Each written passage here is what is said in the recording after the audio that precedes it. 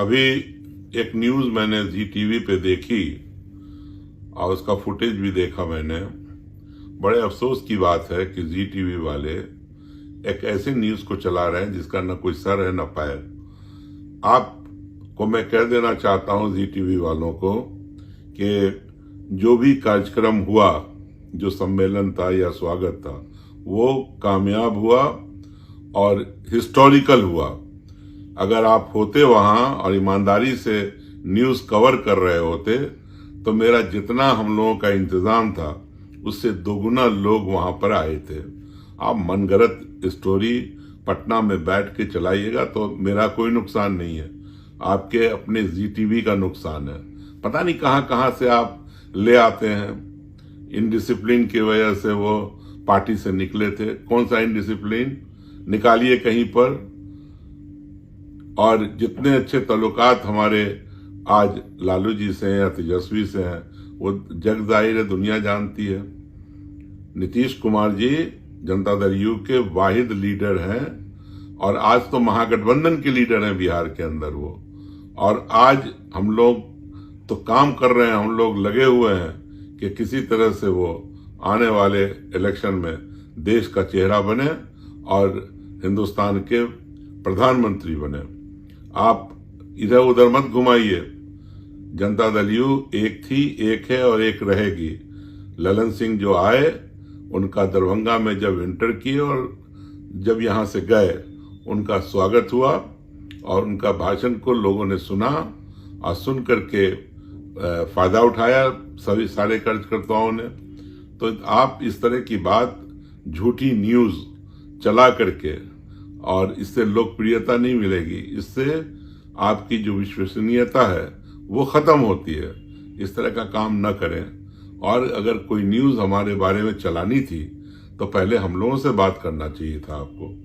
एक बच्चे के हाथ में पकड़ा दिया तो मैं तो ये कहूंगा कि आप ही ने पकड़ाया होगा, आप ही ने।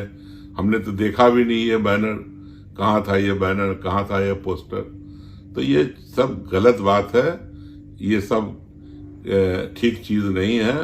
और इसीलिए आज सभी जो मीडिया के जितने भी लोग हैं इसको गोदी मीडिया के नाम से लोग जानने लगे हैं। आप इस तरह से काम न करें। आप पक्षपात करने से आपको क्या मिलेगा? मैं तो दरभंगा का 4 मरतबा लोकसभा का मेंबर रहा हूं, 7 चुनाव लड़ा हूं। तो इसमें दुनिया जानती है कि मैं दरभंगा के अंदर क्या हूं और बिहार के लेवल पे क्या हूं। इंडिया में हमने क्या किया, जब मंत्री थे तो हमने क्या काम किया। तो आप मेरा मेहरबानी करके हमारे कैरेक्टर के बारे में, हमारे बारे में आप अपनी राय नहीं रखा कीजिए। अगर कोई बात रखनी है तो हमसे पूछ करके उसके बारे में जरूर आपको करना चाहिए। ये साफ तौर से नजर आता है कि इसमें आपकी कोई ना कोई मंशा होगी। मैं सारे पत्रकार भाइयों से निवेदन करना चाहता हूं, चाहे वो छायाकार हो, चाहे पत्रकार हो, चाहे यूट्यूब चलाते हो, जहां भी, मेहरबानी करके जो उस दिन का फुटेज है उसको देखिए, समझिए। ठीक है, ललन सिंह जी जब आए तो लोग उत्तेजित थे, अपने अपने लीडरों का नारा लगा रहे थे। लेकिन जब उन्होंने डांट लगाई, जब वो जाके नीचे बैठ गए कि तो मैं तो आज आम आदमी की तरह सुनूंगा, तो खुशी की बात है कि कार्यकर्ता समझ गए उस बात को, उनकी नाराजगी को, और लोगों ने सबने भाषण दिया और वो आकर स्टेज से भाषण दे करके सारी चीजों को समझाया कि हमें अगर नारा लगाना है तो इस पार्टी के अंदर एक ही लीडर है नीतीश कुमार, उसका नारा लगाना है। एक ही हमारी पार्टी है जनता दल यू, उसके बारे में नारा लगाना है। और इसके अलावा किसी के नारे की जरूरत नहीं है, यहां तक के ललन सिंह के नारे की जरूरत नहीं है। ये बात उन्होंने स्टेज से कही। तो ये बात तो दिखाया नहीं है आपने। कॉन्फ्लिक्ट हो गया, लड़ाई हो गई। भाई ठीक है, हर कॉन्स्टिट्यूएंसी में, हर पार्टी के अंदर कई कई उम्मीदवार है। महागठबंधन के अंदर बहुत सारे उम्मीदवार है। लेकिन क्या जब किसी को टिकट हो जाएगा तो कोई किसी की मुखालफत करेगा? सब एक दूसरे के लिए काम करेगा। और निश्चित रूप से मैंने कहा था उस दिन कार्यकर्ता मीटिंग में, जब नारा लग रहा था कुछ, किसी लीडर के बारे में, तो हमने कहा इसकी जरूरत नहीं है अभी क्यों नारा लगा रहे हैं कि दरभंगा का सांसद कैसा हो।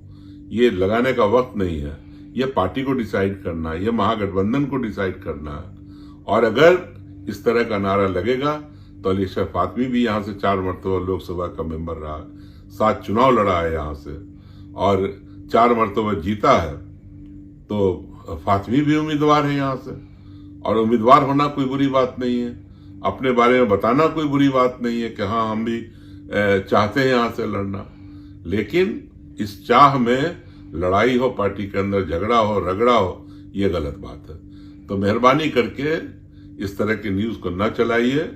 हमारी पार्टी एक है, महागठबंधन एक है, और अभी इस दफा एक ही लक्ष्य है कि बिहार में 40 का 40 सीट जनता दल यू और उसका जो गठबंधन है सातों पार्टी का जीते, और जीत करके दिल्ली के अंदर एक ऐसी हुकूमत बने जिसका बागडोर नीतीश कुमार के हाथ में हो। बहुत बहुत धन्यवाद।